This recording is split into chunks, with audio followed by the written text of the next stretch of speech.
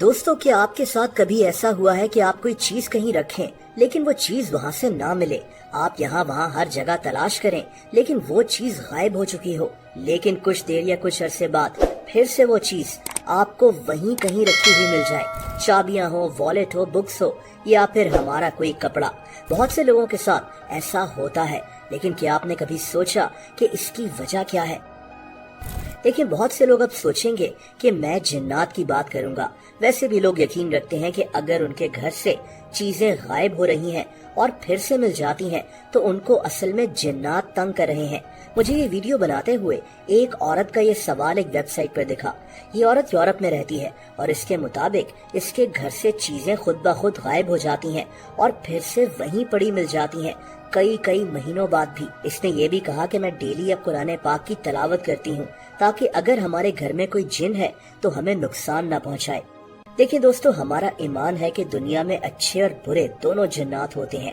हो सकता है कि कोई जिन किसी घर में तंग करने के लिए वहाँ से चीजें गायब कर रहा हो, ये पॉसिबिलिटी है, लेकिन हर दफा किसी जिन पर इसका इल्जाम डाल देना सही नहीं है। और इसीलिए अब हम चलते हैं साइंस की तरफ कि साइंस हमें इस मुतालिक क्या कहती है। देखिए, वैसे तो साइंस के पास इसका कोई प्रॉपर जवाब नहीं है, लेकिन मैंने इस पर काफी रिसर्च की और मेरे जहन में इसका एक जवाब है जो मैं आपको वीडियो के एंड में बताऊंगा। दोस्तों, चीजों के गायब होने और मिलने को डिसअपीयरिंग ऑब्जेक्ट फिनोमिनन कहते हैं। ये जो फिनोमिनन है, इसमें कई थ्योरीज हैं। जैसा कि हम एक ऐसी दुनिया में रहते हैं जिसमें 3 बेसिक डायमेंशंस हैं, हाइट, लेंथ और विड्थ। लेकिन आज कई साइंटिस्ट मानते हैं कि हमारी दुनिया में कई और डायमेंशंस भी हैं जो हम इंसान एक्सपीरियंस नहीं कर सकते। और जिन्नात भी वैसे तो दुनिया में ही है, लेकिन ये किसी और डायमेंशन में रहते हैं, इसीलिए हम इन्हें इनकी ओरिजिनल फॉर्म में देख नहीं सकते। दोस्तों, अब यहाँ थ्योरी ये है कि वो गुम होने वाली चीजें असल में इन्हीं डायमेंशंस में चली जाती हैं जहाँ हम इंसान नहीं पहुँच सकते। ये अजीब सी बात है, लेकिन कई लोग इस पर यकीन रखते हैं।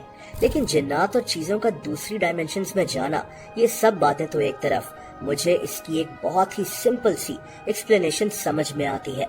देखिए, मेरी नजर में ये एक साइकोलॉजिकल मसला होता है।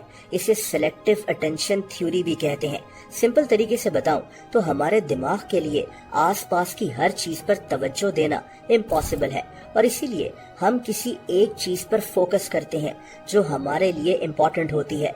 जैसा कि अगर कोई बुक पढ़ रहा है और वहाँ म्यूजिक भी लगा हुआ है तो उस इंसान की सारी अटेंशन उसी बुक पर है।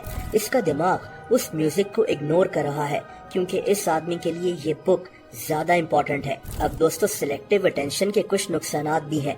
जैसा कि अगर हम किसी चीज को ढूंढ रहे हैं और वो चीज सामने ही मौजूद हो लेकिन हमें ना दिखे, तो इसका मतलब है कि हमारे दिमाग का फोकस कहीं और है और हम उस चीज को इग्नोर कर रहे हैं जो हमारे सामने ही पड़ी हुई है।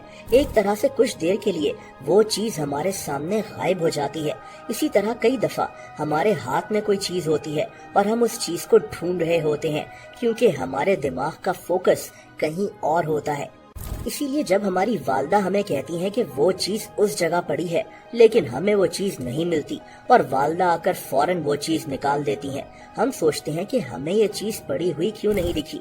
इसकी वजह ये होती है कि हमारी सिलेक्टिव अटेंशन उस वक्त किसी और चीज पर होती है और ऐसा लगता है जैसे सामने पड़ी चीज हमें नहीं दिख रही। अब ये जिन्नात का काम हो, चीजों का डायमेंशंस में खो जाना हो या सिलेक्टिव अटेंशन का मसला हो, ऐसा कई लोग एक्सपीरियंस करते हैं जिसका जवाब मैंने आपको इस वीडियो में बताने की कोशिश की।